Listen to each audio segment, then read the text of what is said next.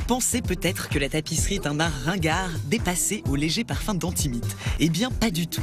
L'exposition Tapisserie point d'interrogation au musée Jean Lurçat à Angers est presque punk. Un projet mené par Ariadjem Sarrazin qui montre comment les artistes ont dynamité cette vieille tradition et comment les arts plastiques se sont ouverts aux arts textiles.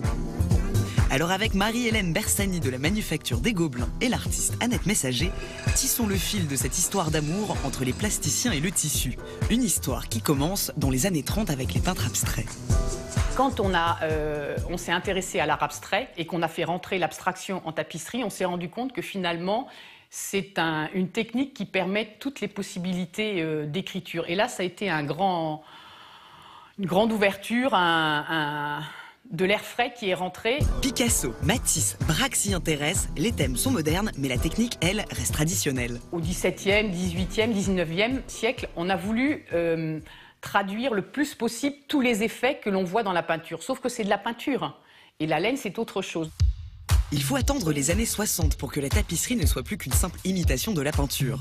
Les artistes du mouvement La Nouvelle Tapisserie font exploser ces codes et lui offrent un langage propre. Il y a beaucoup d'artistes qui sont devenus lissiers aussi pour expérimenter. Donc on a essayé de faire la troisième dimension, d'utiliser des matériaux modernes, c'est-à-dire du plastique, du synthétique. Et ce qui les intéresse, c'est la gestuelle, c'est le matériau, mais aussi le brouillage des codes et des disciplines, puisque avec eux, la tapisserie gagne en monumentalité et tire de plus en plus vers la sculpture, voire l'installation.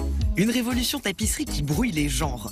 Les arts plastiques s'ouvrent alors aux techniques du tissage, mais aussi à la broderie ou au tricot. Une impulsion portée par une génération de femmes qui manie l'aiguille comme un étendard. L'art de la tapisserie ou l'art de l'aiguille renvoie bien évidemment à un univers féminin, domestique, souvent dévalorisé. Et ces artistes revisitent, détournent pour justement dénoncer ce statut inférieur qui leur est fait à la fois comme femmes mais aussi comme artistes. Parmi elles, la plasticienne Annette Messager que nous avons rencontrée dans son atelier et qui préparait justement un hommage aux couturières. Les couturières, c'est très important aussi, les pinces à épiler pour prendre des trucs. Depuis les années 70, le travail d'Annette Messager est emblématique de ce regard croisé entre art plastique et art textile, comment faire œuvre avec du fil. Voilà, des ciseaux.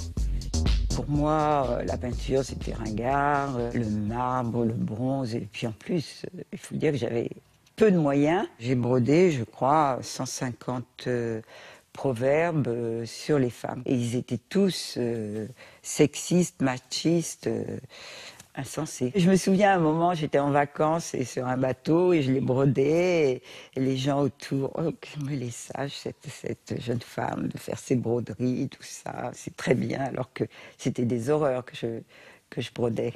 Depuis 20 ans, la jeune création continue de mélanger les techniques. Et pour définir ce qui est aujourd'hui de la tapisserie, les artistes contemporains nous donnent du fil à retordre. Donc on est entre la tapisserie, le tapis, la peinture, le textile, donc tout ceci se mélange. Donc c'est dans ce métissage extrême qu'il faut chercher, je pense, le chemin que tracent ces artistes.